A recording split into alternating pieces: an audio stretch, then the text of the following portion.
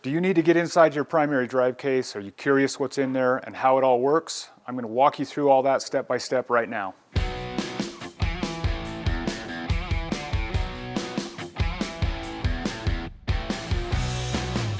What's up everybody?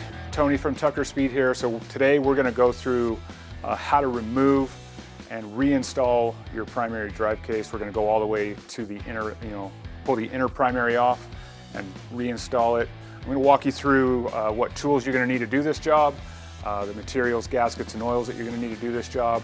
I'm going to talk to you about what's inside the primary case, what its job is, how it works, and what's going on in there. Give you a how-to on how to R&R. There's a lot of reasons that you might need to take the primary case off. Anything from just inner primary leaks, stator replacement. If you have something wrong inside the primary case, clutch, compensator issues. If you're doing a chain drive kit, you got to remove all that. So there's a lot of reasons to pull this case off. Feels like in the shop we're always pulling primary cases. So it's a good thing to know how to do because you might be doing a lot of it. All right, so I'm just going to kind of run down what tools you're going to need to get into this. I have everything kind of laid out here. First off, T27 Torx to get your derby screws off, 3/16 Allen.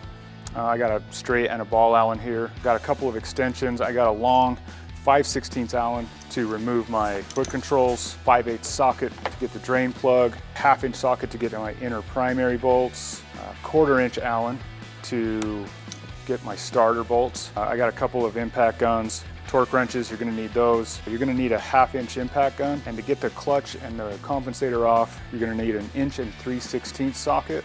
And also, this is kind of specialty.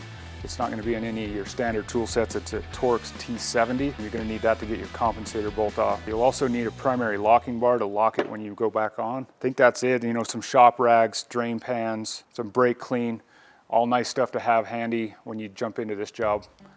All right, so as far as materials go, it's pretty easy. If all you're doing is taking it apart for, say like a chain drive conversion, or if you're trying to repair a leaky seal or something like that, you're gonna need the gasket that goes between the inner primary case and the engine case, the inner primary main shaft seal, starter O-ring, all of the little orange seals that are on the inner primary bolts. We use the Cometic, it just replaces the seals. If you buy them from Harley, they actually come with the bolt. They make you buy the bolt with the seal, and a new derby cover gasket, and a quart of primary fluid. So it's pretty basic if you're just going in there for those reasons. Obviously, if you're going in to change your clutch or something inside the case, you'll have those parts handy. But this is kind of the bare minimum to take the case apart and put it back together. But first, before we get into this, please smash that subscribe button, hit the notification bell to stay up to date with new videos dropping, right Jay? Subscribe or Fred's wife will him. Subscribe or your wife will let you ride this weekend. First step, we're gonna jump into this, drain the oil. We're gonna pull the drain plug. Drain plug's just right underneath the derby cover here. Go ahead and pull this. I have some mats laid out. Just try and keep everything clean and organized. You can lay out some shop rags or whatever you have around, some old towels. Don't use good towels, your wife will get mad. While that's draining, I'm gonna go ahead and get some of the foot control stuff out of the way. You have to remove this front floorboard where the cover doesn't come off. The rear peg you can leave on, but I like to remove it.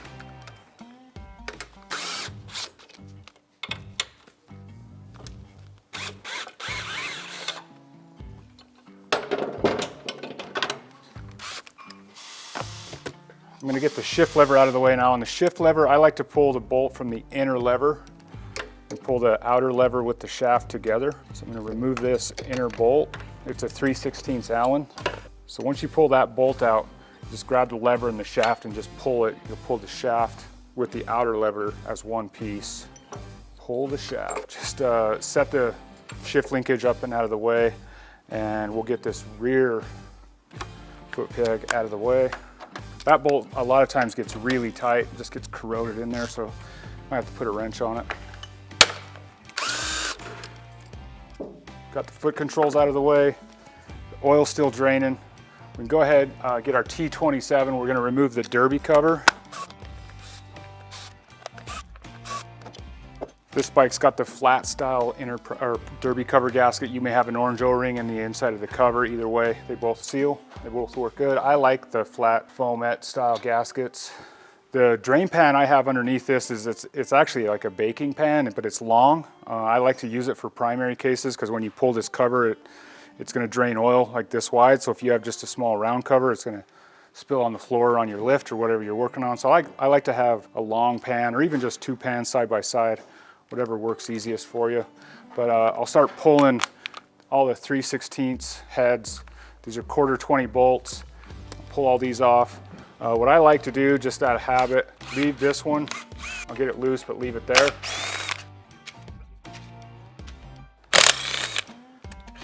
Pull all these long ones. You'll notice these 4 up front are all about 3 inches long there.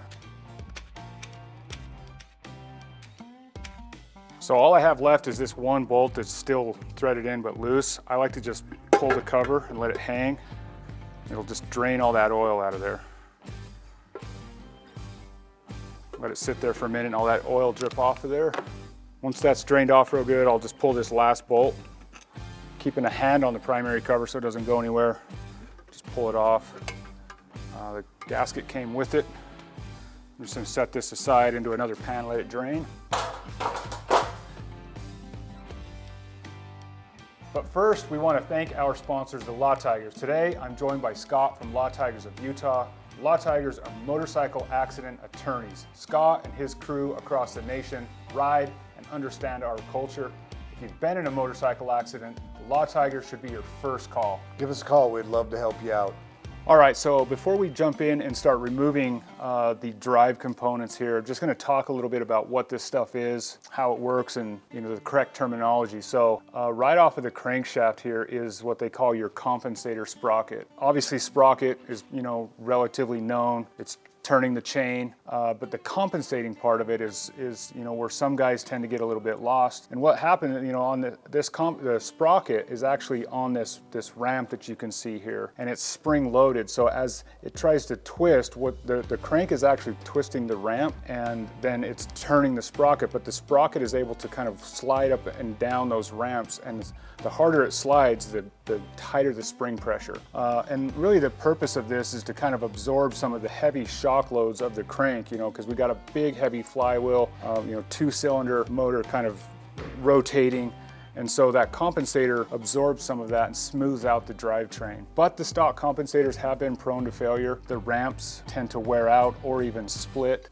So there's a lot of upgrades there, that we have some other videos talking about. So the next component in here is the chain tensioner. This is the stock chain tensioner. It's an auto tensioner. So it's spring loaded, pushing up on the chain. The one thing to keep in mind with this thing though is that it ratchets up. So it springs up, but every time it springs up another notch, it cannot go past that notch. It can't go back down. So there are a lot of debates on whether the spring-loaded tensioner, auto tensioner is better, or a manual adjuster is better. There's a lot of video and a lot of information about them out there as well, but the stock setup is an auto tensioner. That's what you got here. Now the clutch basket, you got the rear sprocket, the chain is turning. Starter ring here, you got your starter pinion gear there. Stock baskets are another prone to failure component. We see a lot of clutch baskets, especially when you start doing high horsepower stuff, and the baskets are just a cast aluminum. They're not very strong, and so you start putting horsepower to them and they like to break. One of many reasons you may be going into the primary case is for some of these upgrades. The other reason you might be going in here is your alternator or stator is behind the compensator. Stators are prone to fail and burn out. To get the rotor off the stator, you do have to pull the inner primary case, so it's just another reason you might be digging into your primary. If you don't know why it's called a primary, essentially it's the first transfer of power from the motor back. It's transferring motor from the crankshaft to the clutch and then through the clutch into the transmission. So it's the primary drive. And the secondary drive is your rear belt or chain if you've upgraded it. But that's why they call it the primaries. It's the first transfer of power from the motor down line in the drive line. So just some quick information. I'm gonna jump in to start tearing this stuff apart and getting this inner primary case off. All right, so let's jump in, start getting this stuff removed. First thing to remove is the tensioner. What you want to do is you're going to need a zip tie, at least 6 inches long. You're going to kind of sneak it in underneath the chain. So this is a little bit tricky to do. If you can kind of try and squeeze the tensioner down and slide the zip tie between the chain and the tensioner and then kind of push it down from the back. Just try and feed it through there. It's a little tricky. but it can be done. Get the zip tie around the tensioner and then just kind of locked in. This is basically just going to keep the tensioner from like springing out when we remove the bolt. So that's what we're trying to do here. All right, so I got that installed. It's got 2 1/2-inch hex heads on it.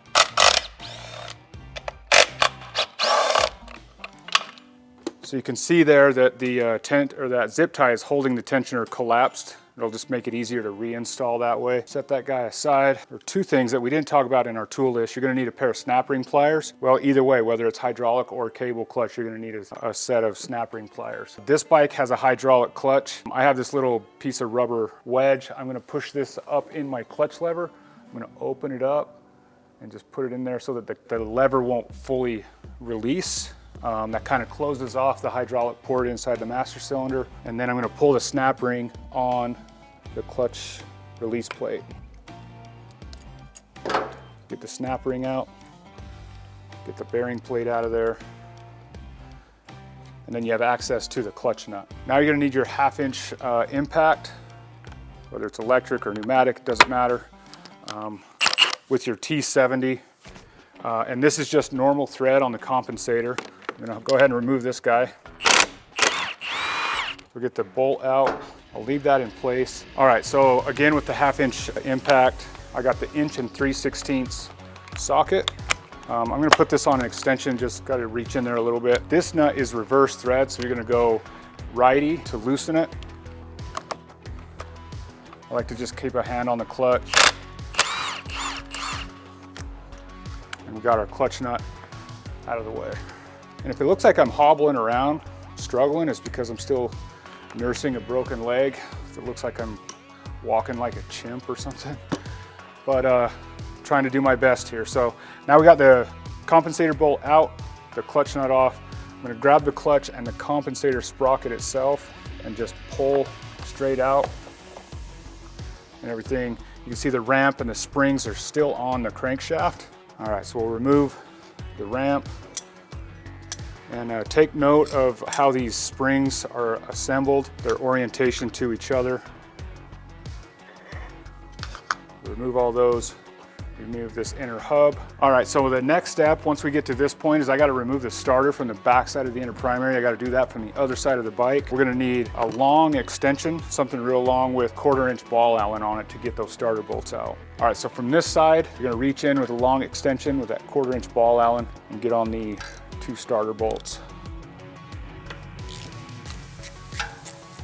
All right, so back on this side, I've loosened the starter bolts, completely unthreaded them. At this point, I just kind of grab the starter and push from this side and pop the starter out of the back side of the inner primary there. Now, all that's left to get the inner primary case off is the 5 inner primary bolts. Go ahead and remove those. Again, those are a 1/2-inch hex head. I'm gonna use my impact gun to remove them. Get those 5 bolts pulled. You'll notice these 5 bolts are the ones that have the little orange seal on the inside of them. We will be replacing those when we go back together. Now everything is loose from the inner primary. You can just go ahead and give it a little bit of a tug, pull it off the main shaft. You might drip a little bit more oil. That's why I still have my oil pan underneath. I'll set this down aside and let the rest of this oil drain out of it. Action. All right, so we have the inner primary case off. This is the point you would need to get to. Never mind that clock in the background there. This is the point that you'll need to get to if, say, you're trying to change your stator, trying to do maybe a chain drive kit, you gotta change the front sprocket. If you have like an inner or a left side transmission seal leak, just a few of the reasons you may be getting into the primary case and removing the inner primary. So right now, I'm gonna go ahead and get all my gasket services prepped, get my starter O-ring cleaned up, get the back side of the inner primary all cleaned and ready to go back on, start reassembling this thing. All right, so we're gonna start going back together here. First thing, you wanna make sure all your gasket areas are prepped, get your gaskets in place. We have our new inner primary to engine gasket, get that put in place. It's got a couple of dowels that hold it in place there. We'll get that one on. Starter O-ring, you'll wanna get like some dielectric grease, put it on this O-ring, and get it put on the starter. And then the last thing, one thing I wanted to talk about real quick is the inner primary bearing seal, the main shaft seal, I should say. This bike actually has a different than stock bearing and seal. You can see this, the lip spring. You'll just want to make sure whatever seal you're using, the lip spring is going to face the oil. So with the factory seal or the standard seal that comes in like the Cometic gasket kits, you're going to face it. It almost is going to look like the seal is in backwards. The lip spring and the seal are facing the oil. You can see on this one, it's a different looking seal. You can see the differences there. This one, the spring is on the inside, so it's going to install looking like that. Just keep that in mind. But with no matter what seal, just clean the bearing bore out and just press this seal in place. Press it all the way down towards into the bearing, and then it's ready to go on. So other thing I've already done is kind of cleaned out the threads where the inner primary bearings go. So they're ready for bolts, and we're going to get the inner primary case on and then go from there. So with the inner primary case, go ahead and kind of guide it over the main shaft, kind of carefully not to hit the seal, kind of get it brought up, kind of feel it settle in place. You want to make sure that it's kind of matching up to the transmission on the backside here and mating up against the engine case where you know it's all the way there. So our next step is our 5 inner primary bolts. I've already got 4 of the seals installed, but this last one you'll want to, if you don't have the Harley ones, you're just replacing the seal, put the new seal on the bolt, run it down. This is stopping oil from inside the primary case traveling through the bolt hole and leaking out the backside of the case. So make sure you got seal on all 5 bolts. Dab a Loctite. I'm just gonna use my gun just to run these in slowly. All right, last step here, I'm gonna torque these 5 inner primary bolts. Torque on these is 18 to 24 foot-pounds. I'm just gonna set it to 20. I'm gonna do these in a crisscross pattern.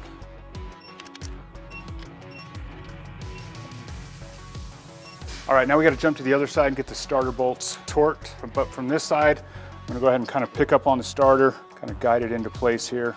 All right, so I got the starter kind of engaged into the back side of the primary. Got the bolts kind of started from this side. I'll go around and get those tightened up. On the compensator, kind of the first step here is to put the shaft extension in. You're going to put the flat face towards the rotor, and then you'll install this spring pack. So like earlier in the video, I talked about making sure you take these spring or note the way these come apart. Refer to the service manual to really make sure. It's kind of probably hard to tell in this video, but these things are concaved and they kind of face each other kind of like that. So the big ones face each other like that and go on as a pair. And then there's a middle set that do the same thing, and then they go on. And then there's the last one that will face out towards the compensating ramp. We'll slide the ramp onto the shaft extension, and then it'll be ready for the sprocket to go in place. So grabbing the sprocket and the clutch is our next step. All right, so I have the clutch and the sprocket with the chain still installed on it, ready to go back in. Just gonna grab these, kind of get the clutch started onto the main shaft. Get the splines engaged. Watch the chain down low and get the compensator engaged there. So it's just sitting there. Also remember, you want to clean all the old Loctite out of the crankshaft and the main shaft, clean them off of the clutch nut and the front sprocket bolt, make sure everything's clean when you go back together. Bolt for the compensator, prepped and ready to go. The clutch nut is cleaned and ready to go. You're gonna want to put some Loctite on both of these. Get the clutch nut started here. Kind of hard to reach in there. I'll usually grab my socket with an extension, just get it ran in all the way. This one installed. Again, this is a T70. It's not in any of your standard Torx bit sets, so you're gonna have to buy it separately. Get that snugged down, we'll get it ready to torque. All right, so we're gonna get the compensator and the clutch torque. To do that, you're gonna need a primary lock bar. Basically, it's just a bar that goes in between the clutch sprocket and the compensator sprocket and basically locks it and keeps it from rotating. Depending on which one you're torquing, you're gonna put it in one way or the other. Right now, we're gonna be doing the compensator. So the first torque on the compensator is 100 foot-pounds. So we're gonna go to 100. The next step from there, you wanna back off a quarter of a turn. You may need to put the lock bar back in there, going the opposite direction. So we're gonna back this off a quarter of a turn, and then we're gonna torque to our final torque of 175. Next, we're gonna torque the clutch hub main nut. This torques to 70 to 80 foot-pounds, and remember, this one's a reverse thread. Get this set up to 70 foot-pounds. Again, we're gonna use the primary lock bar here to keep it from rotating. Sometimes it's a 3-hand operation there. All right, we are torqued. So that's got the drive components in and torqued. We're gonna get the primary tensioner back put in and we'll put the cover back on. We're getting close. Primary tensioner still has our zip tie on it from when we took it apart. Should make the install easy. Make sure your threads are clean and dry. You don't wanna put a little bit of Loctite on these. Lift the chain up, slide it in underneath there. Torque these to 18 foot-pounds. And very important, don't forget to cut your zip tie back out. It kind of resets and the tensioner is back in place. All right, so we're gonna put this clutch release plate back in. I got the clip, pair of snap rings. The hydraulic one's a little bit tricky. Try and push it in and get the clip put in place at the same time. I wanna make sure that clip is fully clipped into the groove. Should be good. Go ahead and give that a pull, make sure it's working right. One thing I didn't mention earlier, this inner primary, it's got 2 locating dowels. Sometimes when you pull the cover off, they want to fall out or get lost. Just kind of keep track of them, make sure you don't lose them. But now we're ready for the cover. I got a new primary cover gasket here. Those dowels I talked about earlier will kind of hold this in place. I got the cover cleaned up, ready to go.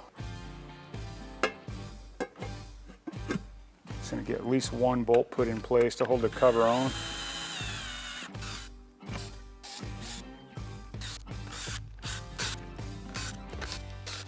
After we get all those bolts started, get my torque wrench set up. These are gonna be torqued to 80 to 120 inch-pounds. I'm gonna just set this up at like 90. You wanna torque these, there's a kind of a crisscross pattern that these get torqued in.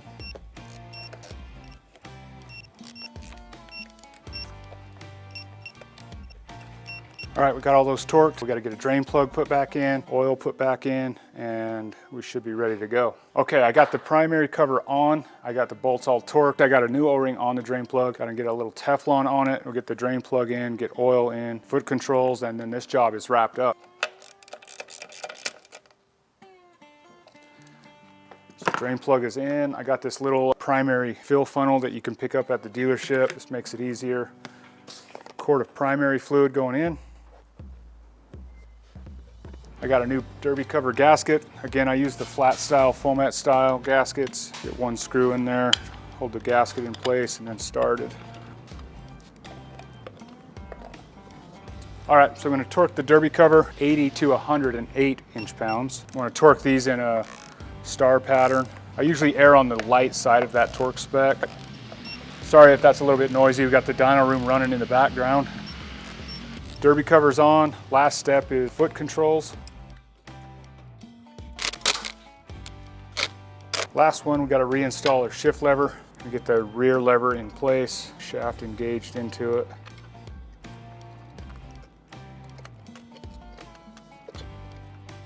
All right, that's it.